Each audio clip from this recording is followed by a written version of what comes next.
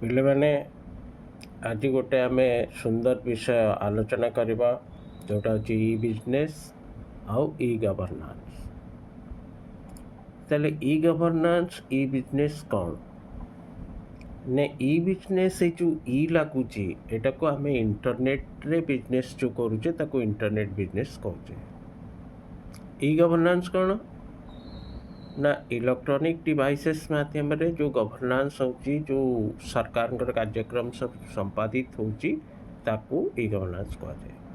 Eat means electronic business. It also defines e commerce, e governance, e learning. ତେଣୁ ଏସବୁ ପାଇଁ ଗୋଟେ ଗୋଟେ ସଫ୍ଟୱେୟାର ଗୋଟେ ପୋର୍ଟାଲ ଡେଭଲପ୍ଡ ହୁଏ। ଆମର ଯେଉଁ ବର୍ତ୍ତମାନ ଯେତେ ସରକାରୀ ବ୍ୟବସ୍ଥା ଚାଲୁଛି ସବୁଥିପାଇଁ ଗୋଟେ ପୋର୍ଟାଲ ବ୍ୟବହାର ହେଉଛି ବା ଗୋଟେ ସଫ୍ଟୱେୟାର ଅଛି। ଏ ସଫ୍ଟୱେୟାରଟି କ'ଣ ହେଉଛି ନା ଏ ସଫ୍ଟୱେୟାରଟି ତୁମର ସର୍ଚ୍ଚ ଇଞ୍ଜିନ୍ରେ ଅପ୍ଟିମାଇଜ୍ ହେଇକି ରହୁଛି ଗୁଗୁଲରେ। ନେଟୱାର୍କ ମାଧ୍ୟମରେ ଆମର ପିଲାମାନେ ତାକୁ ବିଭିନ୍ନ ପ୍ରକାର ପର୍ପୋଜ୍ ପାଇଁ ବିଭିନ୍ନ ପ୍ରକାର ଜିନିଷ ବ୍ୟବହାର କରୁଛନ୍ତି। ଯେମିତି e admission, online admission, online scholarship, Aadhaar verification, ତାପରେ पर्चा सर्च, सर्टिफिकेशंस, ई लाइब्रेरी। तेणु ये सबुथि गोटे पोर्टाल गोटे आप डेभलप होकर सर्च इंजिन रे ऑप्टिमाइज होती गोटे डोमेन अच्छी आम से डोमेन सर्च करी से जिनस काढ़ुचे तापर से सॉफ्टवेयर काम करुच्ची, कंप्यूटर एक्सेस होची, से आम विभिन्न प्रकार कार्यक्रम करुचे। ताहले e business means electronic business, online access, internet, online devices ये सब माध्यम ये सब बिजनेस होचे। आम जमी आजिकल फ्लिपकार्ट रे मगई दौचे, जोमाटो रे मगई दौचे, ब्लिंकिट रे मगई दौचे, एगुड़िक सब गोटे ऑनलाइन प्लेटफॉर्म जो थे ई बिजनेस होचे। ई गवर्नेंस कौन ना ई गवर्नेंस माने तुम धर जमी ऑनलाइन एडमिशन करुच, तुम जाऊच कंप्यूटर पाखे बसुच, निजे आप्लिकेसन फिलअप करुच, तो ये सब जिनस आमर ई गवर्नेंस। ई लर्निंग कौन आम कंप्यूटर दिए गूगल सर्च करके सब जिनस पढ़ुचे, विभिन्न प्रकार वीडियो आसूची आम ताकू देखुचे पढ़ुचे, ये सब जिनस ई गवर्नेंस आउ ई बिजनेस। तापर ई मार्केटिंग। ई मार्केटिंग आपन फ्लिपकार्ट, जोमाटो, ब्लिंकिट ये सब देखुच, मेसो ये सब जिनस हम देखुचे। E business the Zomato, Meesho, Flipkart are now popular. बर्तमान युवा देखिए आम पॉपुलर, आपण मैंने अधिका मोठू बुझे पारे। तो ऑनलाइन स्टॉक ट्रेडिंग कौन आम सेबी रे पैसा किना शेयर किना बिका करुचे, ऑनलाइन रे होची, सॉफ्टवेयर अच्छी। तेणु ये सब जिनस होची ई गवर्नेंस रे आमर व्यवहार होची। मनी ट्रांसफर करुचे, फोन पे करुचे, गूगल पे करुचे, सो मेनी थिंग्स अच्छी आम जो थे टंका आम पे करुचे मोबाइल माध्यम है।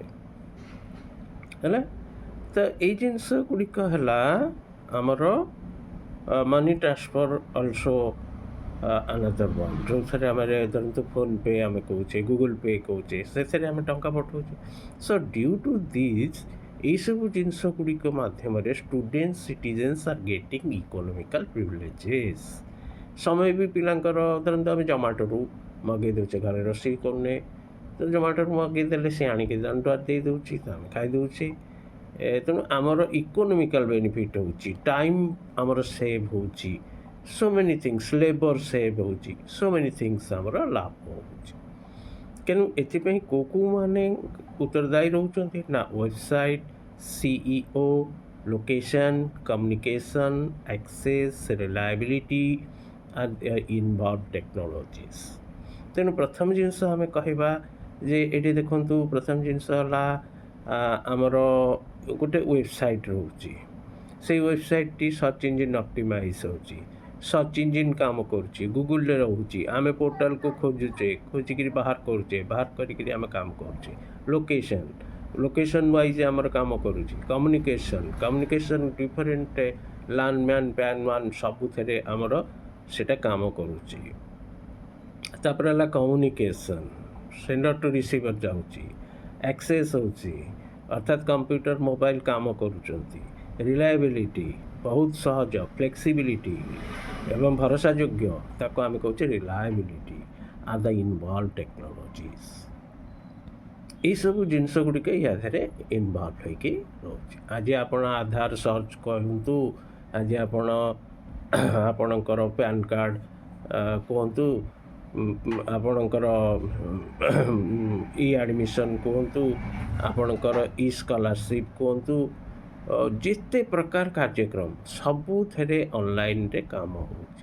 ତେଣୁ ଗଭର୍ଣ୍ଣମେଣ୍ଟର ଆପଣଙ୍କର ଯାହା ବି ଇନଫର୍ମେସନ୍ ସର୍ଚ୍ଚ କରିବାର ଅଛି ଆପଣ ତାକୁ ପାଇପାରୁଛନ୍ତି, ପଢ଼ିବାକୁ ମଧ୍ୟ ସୁବିଧା ପାଉଛନ୍ତି, ଯେଉଁଟା ଇ ଲାଇବ୍ରେରୀ ରହୁଛି, ଇ ଲର୍ଣ୍ଣିଂ ସିଷ୍ଟମ୍ସ ରହୁଛି।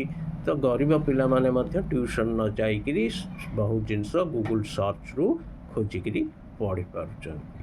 ସଫ୍ଟୱେୟାର୍ସ ପୋର୍ଟାଲ୍ସ ଡେଭଲପ୍ ହେଉଛି। ଆମର କେବଳ ଡୋମେନ୍ ନାଁଟା ଜାଣିଲା ମାତ୍ରକେ ଆମେ ସାଙ୍ଗେ ସାଙ୍ଗେ ବାହାର କରିଦେଇଛନ୍ତି। ତ ଏସିଏସ୍ କଲେଜ ଉପରେ ଆପଣ ଜାଣିବେ, ତାହେଲେ ଆପଣ ଏସିଏସ୍ କଲେଜର ୱେବସାଇଟ୍କୁ ଯାଉଛନ୍ତି ଭାରି, ଆପଣ CHSC ବିଷୟରେ ଜାଣିବେ, CHSC ୱେବସାଇଟ୍କୁ ଯାଉଛନ୍ତି, ସବୁ ଜାଣିପାରୁଛନ୍ତି।